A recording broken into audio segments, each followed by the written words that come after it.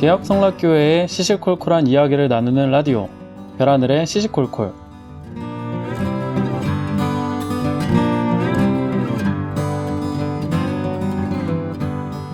안녕하세요, 별하늘입니다. 이 방송은 현재 우리 교회의 개혁 이야기 그리고 성도분들의 다양한 이야기들을 나누며 함께 소통하는 라디오입니다.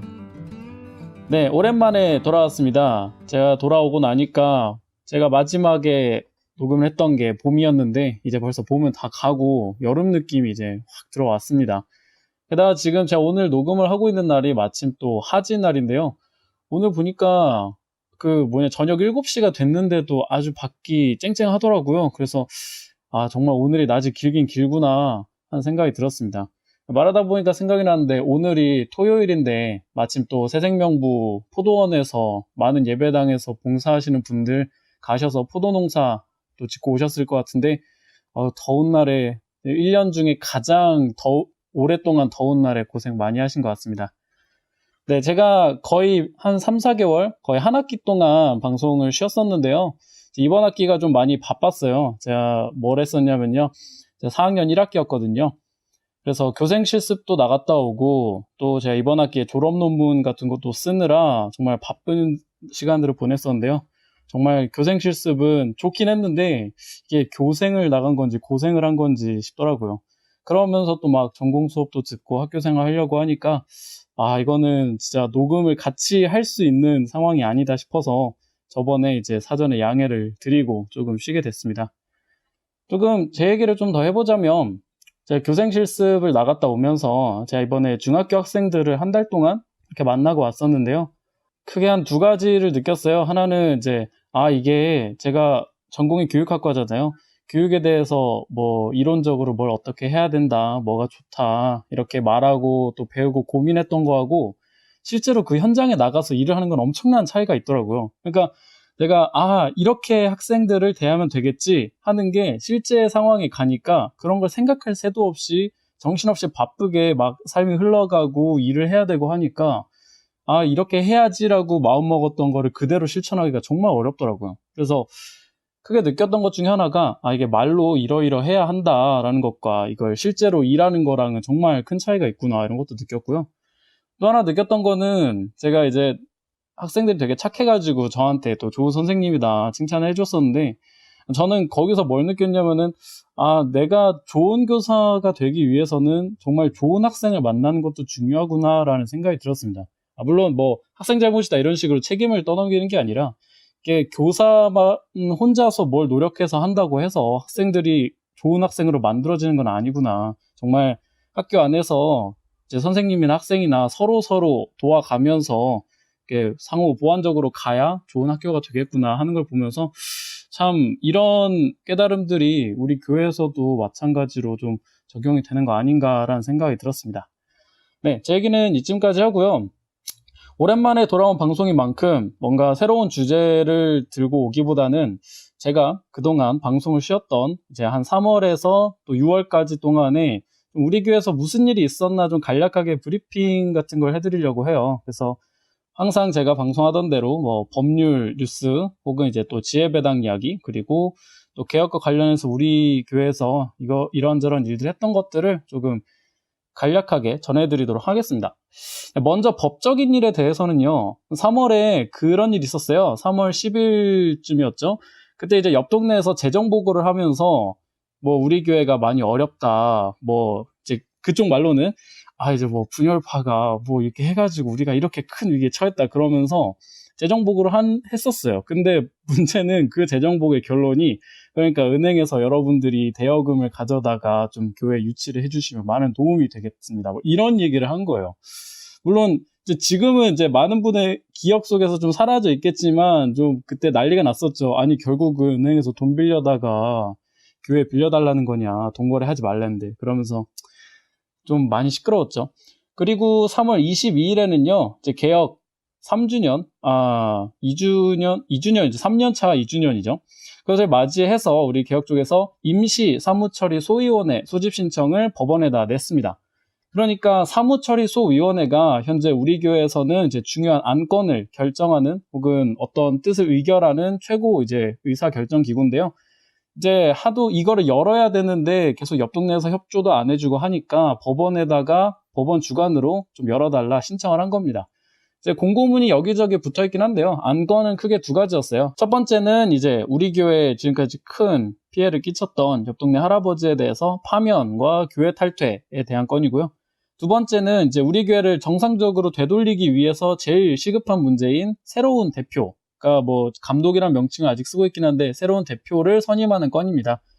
이 지금 신청이 법원에 이제 들어가서 아직 이제 심리를 거치고는 있어요. 아직 결론이 난 건 아닌데 좀 하루 빨리 이게 좀 신청이 받아들여져서 우리가 교회를 좀 법적으로도 좀 되돌릴 수 있는 좀 중요한 좀 길을 시작했으면 좋겠습니다. 그 다음에 4월에 넘어가면요.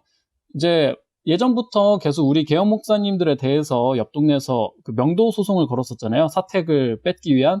근데 이번에 4월 11일 날에 이제 저기 의정부 지방법원 쪽에서 황수재 목사님에 대한 또 명도 소송에서 우리 개혁 측이 승리를 했습니다. 물론 예정된 승리이기는 한데 계속 여러 법원에서 사건이 나눠져 있다 보니까 이렇게 드문드문 잊을만 하면 한 번씩 이제 결과가 나오고 있어요. 네, 그 다음에 4월 25일에는 이제 반대로 옆 동네 쪽에서 5명이 검찰에 기소되는 일이 있었는데요. 어떤 건으로 기소된 거냐면은 이제 우리 맨 처음에 개혁 예배 처음 드릴 때 2017년 5월 7일에 그러니까 옆 동네에서 한 2주 정도 불을 안 켜주고 이제 우리가 핸드폰 불빛에 의지해서 예배를 드리던 때 있잖아요. 그런 식으로 우리가 힘들게 예배를 드리게끔 예배를 방해했던 건에 대해서 5명이 기소가 됐었습니다. 이 건에 대해서도 빨리 합당한 결과가 나왔으면 좋겠습니다. 다음으로는 4월 말이었나요? 청년회관 관련해서 출입금지 가처분이 이제 옆 동네가 신청한 거였는데 인용이 됐었는데요. 지금도 보시면 이제 옆 동네에서 그거를 가지고 엄청 이제 크게 현수막을 만들어가지고 저기 자기네 청년회관 앞쪽에다가 붙여놨어요. 뭐 폭행 금지 이런 멘트 써있는 현수막 보셨을 텐데 사실 이거는 뭐 지금 와서 말씀드리는 것도 있긴 하지만은 굳이 별로 여러분들 신경 쓸 만한 내용은 아닌 게요. 이게 원래 신청 내용이 뭐였냐면 그 개혁 초반에 앞장서셨던 많은 분들을 대상으로 이제 가처분을 걸어서 원래 옆 동네의 신청 내용은 아예 이 신길동 전체에 발을 못 붙이게 하는 내용의 신청이었습니다. 그리고 그게 한 번이라도 발을 붙이게 되면은 뭐 한 번당 1,000만 원씩 뭐 내게 해라 이런 식의 이제 간접 강제까지 신청을 했던 거였어요. 법원이 보고 그렇게까지 해야 되나 싶어서 나왔던 최종 결론이 뭐 청년회관을 함부로 뭐 점거하거나 거기에 있는 뭐 기물 뭐 장의자 같은 거 있잖아요. 그런 것들을 함부로 뭐 훔치거나 이렇게 뭐 빼오거나 이런 일을 하지 마라. 뭐 폭행 이런 것도 하지 마라. 그리고 하면은 이제 횟수당 100만 원의 간접 강제금을 부여한다. 이런 결과로서 결론이 났습니다. 그러니까 지금 들어보신 분들은 알겠지만 지금 옆 동네가 뭐 이겼다고 광고할 만한 게 없는 게 사실 우리가 청년회관 뭐 쳐들어 가가지고 우리가 할 일도 없고 그리고 거기서 뭐 폭행을 하면 100만 원을 내야 된다는데 사실 따지고 보면 거기 가서 실제로 폭행을 했다 그러면은 뭐 형사처벌을 받더라도 벌금이 100만 원 나와요. 그러니까 애초에 우리는 뭐 형법이 있으니까 굳이 그런 일을 안 할 거란 말이죠. 근데 어차피 하지도 않을 거 가처분 신청으로 인용을 받아놓고 뭐 우리가 이겼다 이런 거를 얘기하는 옆 동네를 보니까 참 뭐라도 급했구나라는 생각이 드네요. 그러니까 결론적으로 말씀드리면은 어차피 우리가 하지 않을 일에 대해서 옆 동네가 좀 가처분 인용을 받은 거다라고 생각을 하시면 되겠습니다. 그러니까 실질적인 영향은 없어요. 그 다음에 한 5월쯤 가면은 이제 5월 초에 이제 병규대 목사님에 대해서 금천 예배당에서 그 옆 동네가 업무방해 예배방해 건으로 이제 기소를 했던 게 기소가 아니죠. 고소를 했던 게 불기소 처분이 됐습니다. 저는 이 소식을 접하면서 아니 아직도 그게 결론이 안 난 게 있었단 말이야 싶었는데 어쨌든 옆 동네에서 계속 귀찮게 여러 가지 건으로 계속 고소를 했나 봅니다.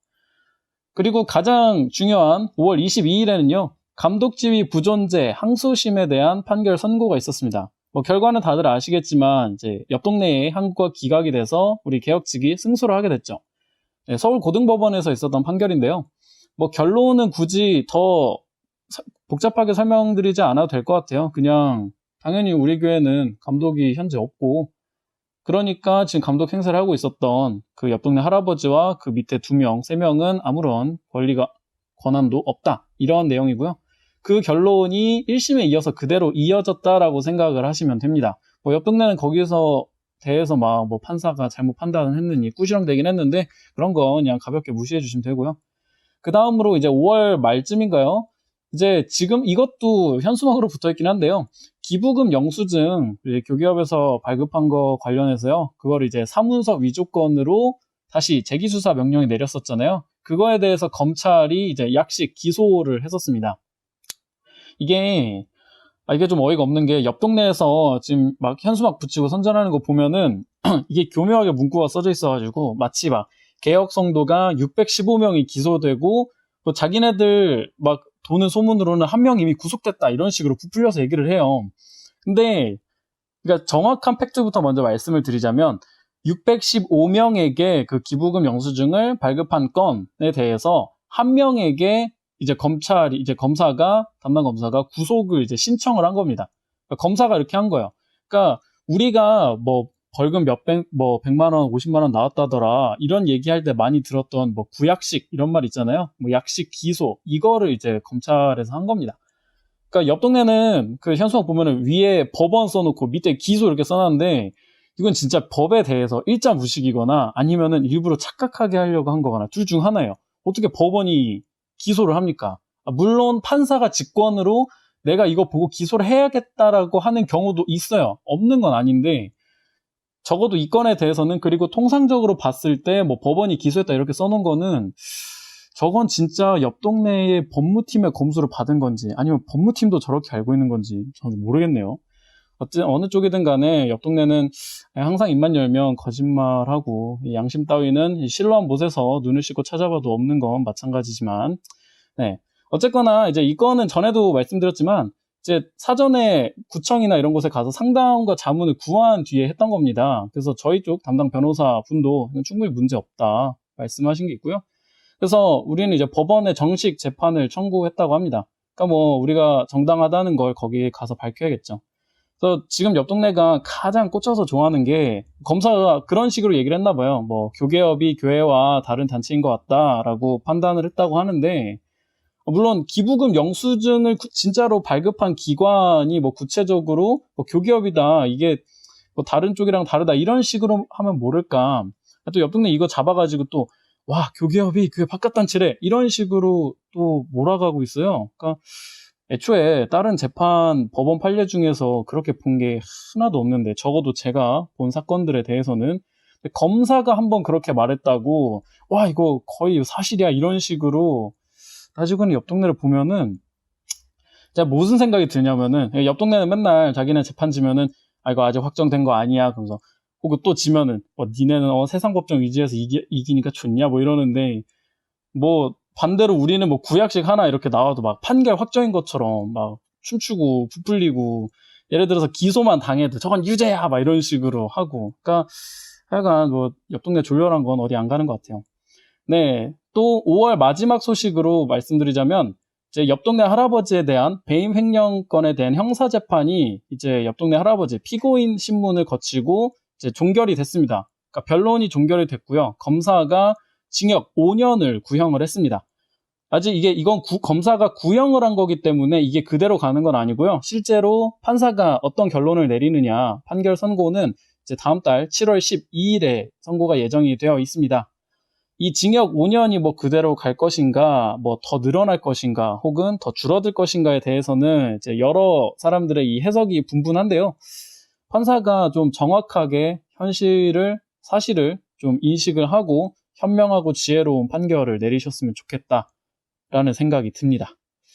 다음으로는 부천예배당에서 예전에 2018년 2월 6일인가요? 그때 저희 개혁 측 사용하던 공간 4층을 옆 동네에서 막 와가지고 경찰 보는 앞에서 때려 부수고 난리 쳤던 거 있잖아요.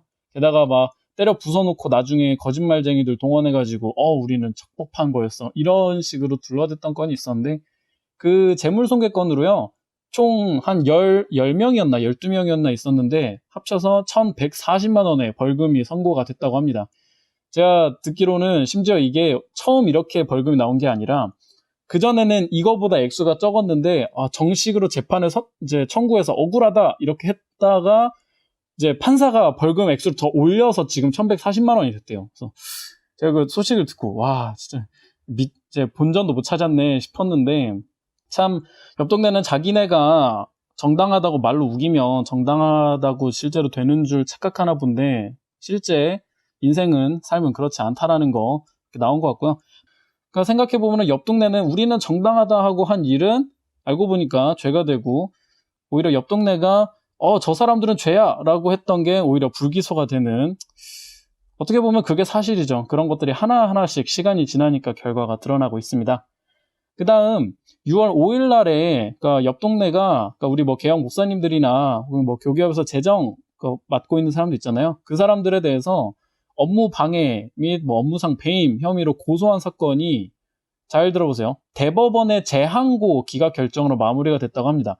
처음에 저번에 이거 재정 신청 기각돼서 사건 끝났다고 알고 있는데 갑자기 대법원의 재항고 기각이라는 얘기가 나와서 저 다시 한번 찾아봤어요. 좀 법공부를 조금 더 했는데, 이게 보니까 재정 신청이 이제 고등법원에서 기각하면 사건이 끝나는 거라고 생각을 했는데, 나중에 이게 좀 판례가 바뀌어가지고 이제 3일 안에 대법원에다가 재항고를 하면 또 이거를 올릴 수가 있대요. 그런데 그게 또 마무리가 된 겁니다.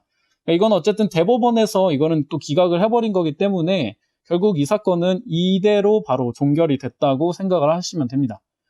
이제 이런 식으로 뭐 예전에 형사 지방검찰에서 불기소가 되고, 그 다음에 항고가 기각이 되고, 그 다음에 또 넘어와서 재정신청이 기각이 된 이런 일관적으로 된 건에 대해서는 대법원에 올린다고 하더라도 이 재항고가 받아들여질 확률이 거의 없다고 하네요. 어쨌거나 자꾸 우리 보고 헌금 도둑이라고 하면서 고소를 했던 건인데, 어떻게 저희도 모르는 사이에 끈질기게 이렇게 달려들었나 싶다가도 그래도 깔끔하게 마무리가 됐다니 참 다행인 것 같습니다. 그리고 마지막입니다. 6월 20일 날에 이제 개혁 초기에 예배를 이제 세우기 위해서 좀 앞장서서 나섰던 이제 20명 뭐 목사님들, 안수집사님들 여러분들이 계셨는데, 그분들에 대해서 예배 방해에 대한 형사 재판이 이제 판결이 선고가 됐습니다. 원래는 이것도 맨 처음에는 불기소가 났었어요. 그 다음에 그 위에 고등검찰에서도 항고가 됐었는데, 어떻게 고등법원에서 이제 그 재정 신청이 인용이 되는 바람에 결국은 재판이 열려야 되는 상황이 됐습니다. 그래서 그대로 종결이 될 수 있었던데도 불구하고 계속 재판을 하게 됐는데요. 그 결과에 대해서 이제 결국은 전원 무죄 판결이 났습니다. 사실은 개혁 초기에 대해서 이 예배방해에 대한 사건이 이렇게 결과가 난 거는 이번 사건이 거의 처음이라고 할 수 있는데요. 그러니까 옆 동네는 맨날 우리 보고 뭐 분열파가 맨날 교회 때려 부수고 예배 뭐 방해한다 이런 식으로 얘기를 하는데, 그렇게 시시비비를 가리고 있던 문제 중에서 최초로 나온 결과이자 또 우리 개혁 측이 정당하게 예배를 세우려고 했었다라는 사실이 이 건에 대한 무죄 판결로 증명이 됐다고 생각을 합니다. 판결문을 직접 읽어봤었는데요. 원래 평소에 그 당시에 안 쓰던 신길본당에 우리가 11시 예배를 드리려고 했는데, 옆 동네가 멋대로 와서 우리 위성 예배 드릴 거야 억지를 부리면서 우리가 예배 방해를 했다, 이렇게 누명을 뒤집어 씌웠다라는 사실이 정확하게 나타나져 있더라고요. 제가 판사님 분 뵈면서 와 정말 아주 해안이 있으시구나 라는 생각이 들었습니다. 네, 법적인 좀 뉴스가 되게 많았는데요. 사실 이것보다 훨씬 많지만 그래도 좀 결과가 났던 것들만 좀 위주로 제가 좀 소개를 해드렸습니다. 다음으로는 지혜배당 뉴스를 좀 전해드리려고 하는데요. 지혜배당 뉴스가 그렇게 많진 않아요. 딱 두 가지 있는데요. 하나는 3월 초에 이제 군산, 뭐 노원, 천안, 구리 이런 예배당 등등에서 갑자기 이제 옆 동네가 사람들이 몰려와서 예배 방해를 이렇게 하게 됐었습니다. 주로 보면은 개혁 측이 좀 많은 비율을 차지하고 있는 예배당에 이제 뭐 중대 인원이라든지 이렇게 투입을 해가지고 예배를 방해했었는데요. 한동안 잠잠하다가 왜 갑자기 그랬는지는 몰라도 이런 지예배당에서 계속 그런 예배 방해를 맞아서 많은 불편함을 겪었다고 합니다. 게다가 4월 28일에는 노원예배당에서 무슨 일이 있었냐면, 이제 개혁 측이 예배를 이렇게 드리는 시간이 있는데 옆 동네에서 갑자기 그냥 문 열고 들어와서 자기네 뭐 방송할 거, 뭐 모니터 이런 거 설치를 해놓고 자기네 예배 뭐 이렇게 튼 다음에 오히려 우리한테 저 개혁 측이 예배를 방해했다 이런 식으로 가짜 뉴스까지 만들어내는 작태를 보였습니다. 물론 우리도 그에 대해서 이제 고소를 했다고 하는데, 참 옆 동네는 이렇게 건수를 어떻게든 만들기 위해서 하는 모습을 보면서 이거 위에서 누가 시켜서 하는 건지 혹은 뭐 자기네들이 어떤 충성 경쟁을 하는 건지 모르겠지만 지혜배당 분들을 항상 생각할 때마다 이런 곳이 그러니까 항상 모두가 조용한 때는 없더라고요. 꼭 어딘가에서는 항상 옆 동네가 이렇게 방해하고 또 괴롭히는 모습들을 보면서 뭐 좀 전체적으로는 조용한 것 같지만 우리 교회가 아직 평화의 시대는 아니구나라는 생각을 하게 됐습니다. 지금까지 약간 좀 딱딱한 얘기를 좀 했었다면 이번에는 좀 긍정적인 얘기를 좀 해보도록 하겠습니다. 여러분들 개혁 공감 토요 특강 광고 이제 많이 보셨을 것 같은데 얼마나 가시는지 잘 모르겠네요. 이제 여러분들 바쁜 삶을 보내시는 와중에서도 개혁 공감 토요 특강은 항상 매달 진행이 되고 있었습니다. 3월 12일에는요, 이제 이인재 목사님이 다시 보는 한국교회 초기 부흥운동이라는 주제로 강의를 해주셨고요. 4월 27일에는 이제 외부에서 맑은샘 교회 홍보연 목사님을 초청해서 예수님과 만난 여인들, 부제는 통합적 시선으로 성서 읽기라는 주제로 강의를 해주셨습니다. 그리고 이제 5월로 가면은 이제 서울신학대학교 신학과 교수로 계신 이기룡 교수님께서 재미있는 종교개혁 이야기 2, 이거 원이 참고로 배덕만 교수님께서 오셔서 하셨던 거죠. 종교개혁 이야기 2로 부제는 종교개혁자 이전 한 인간으로서의 루터 이야기라는 주제로 강의를 해주셨습니다. 그리고 다음 6월 20일 사실 녹음을 하고 있는 오늘인데요. 오늘은 가양교회의 양진일 목사님께서 오셔서 하나님 나라 관점으로 보는 구약성경이라는 주제로 강의를 해주셨습니다. 이 특강은 제가 또 이제 방학을 해서 시간이 나서 직접 간 것도 있고요. 그래서 제가 가서 이렇게 들어봤었는데 정말 뭐라고 해야 되지? 좋았어요. 그러니까 어떻게 좋았냐면은 일단은 풍부한 배경 지식도 있으셨고 그거를 재미있게 풀어내시기도 하면서 그러면서도 정말 뼈아프게 그러니까 우리 교회뿐만이 아니라 한국 교회의 어떤 중요한 문제점들을 찝어내시면서 우리가 너무 이제 당연하다고 생각을 했기 때문에 잊어버리고 있었던 어떤 우리의 신앙의 목적이나 방향이나 그런 되게 중요한 기본적인 정신들을 조목조목 짚어주시면서 우리가 어떻게 신앙을 해야 하는가, 우리가 어떻게 말씀 앞에 서야 하는가에 대해서 정말 정확하게 그리고 통렬하게 좀 지적을 해주셨었습니다.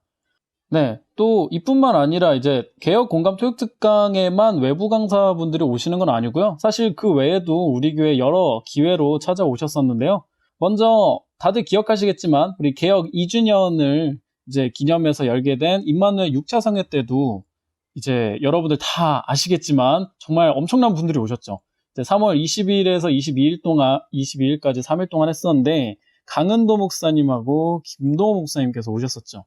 이게 얼마나 큰 이제 일이었으면 이제 기독교 영향 많이 받고 있는 국민일보에도 이 성회가 광고가 됐었어요. 막 강은도 목사님 첫째 날, 둘째 날 오셔서 그리고 셋째 날에 김동호 목사님 오셔서 정말 힘이 되는 말씀도 많이 듣고 우리가 어떻게 이 교회에서 좀 앞으로의 교회 모습 만들어 가야겠는가 많은 도전과 깨달음과 또 회개를 하게 된 기회가 됐었죠.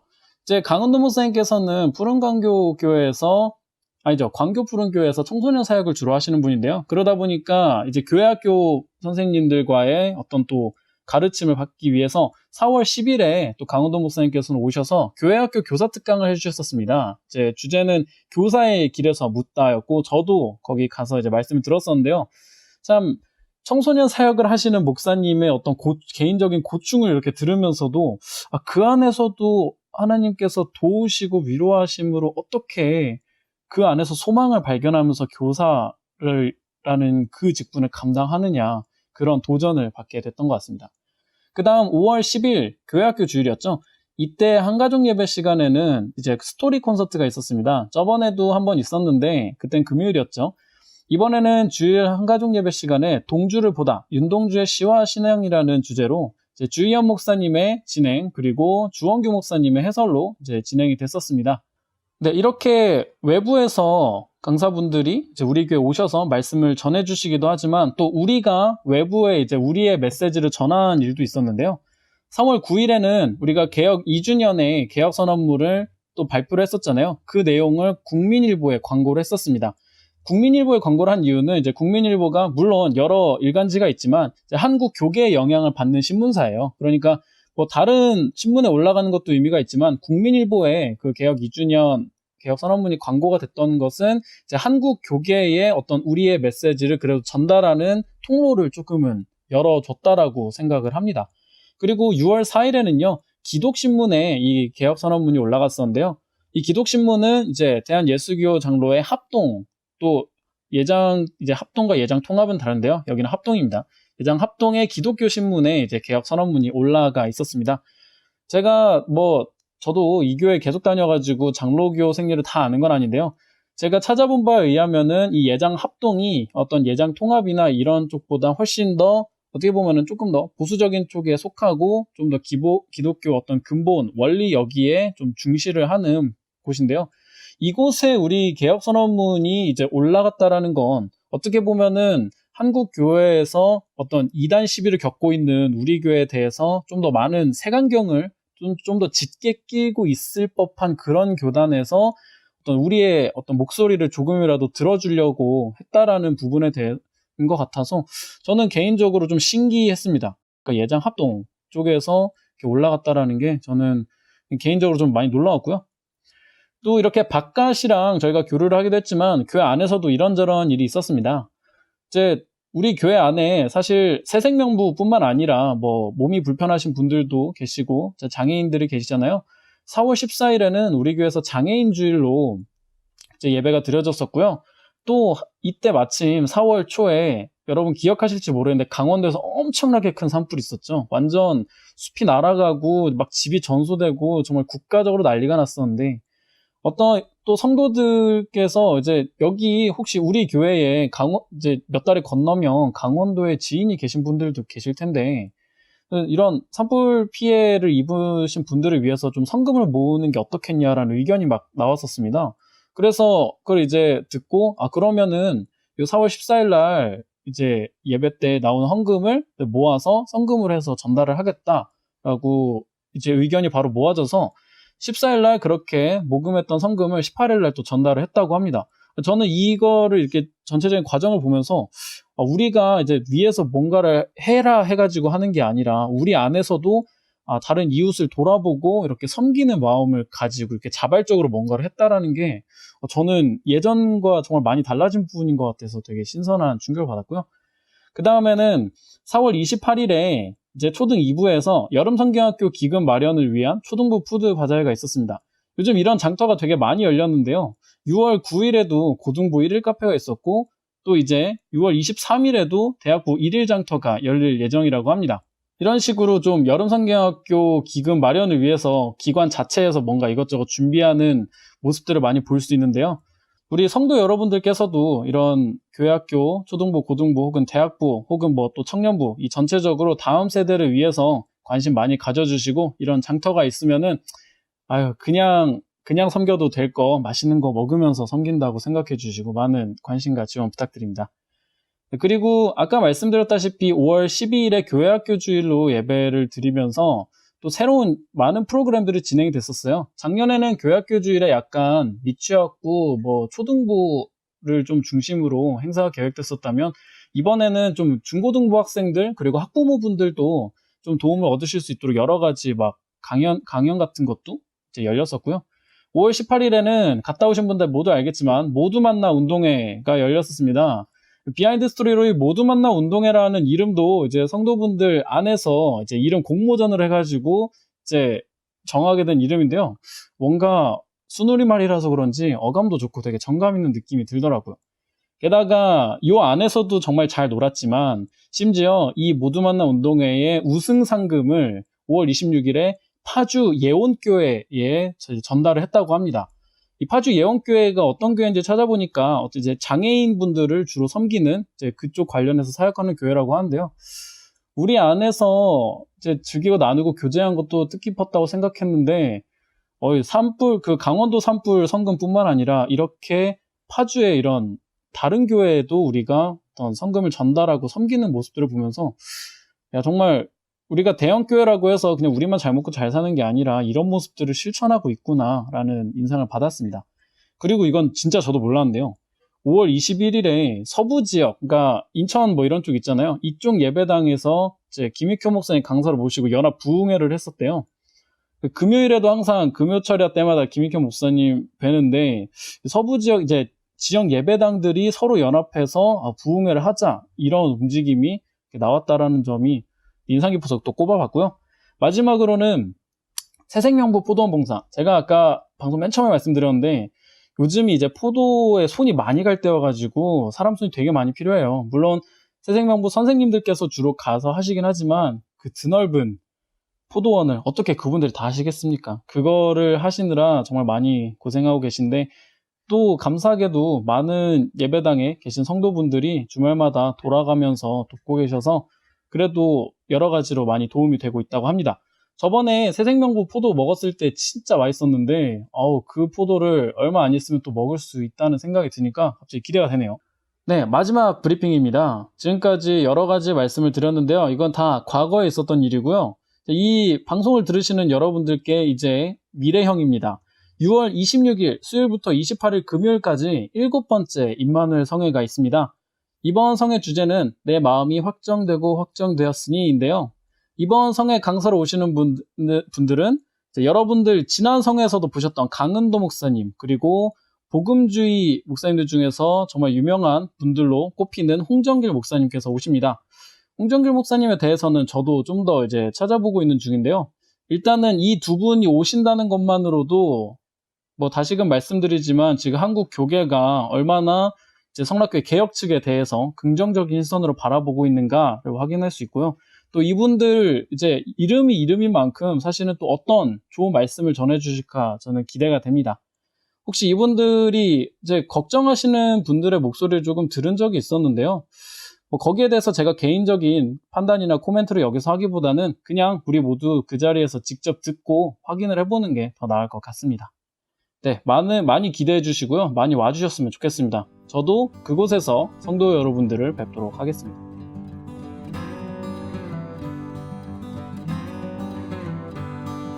네, 오늘의 이야기는 어땠나요? 마음에 드셨다면 구독과 좋아요 한 번씩 눌러주세요.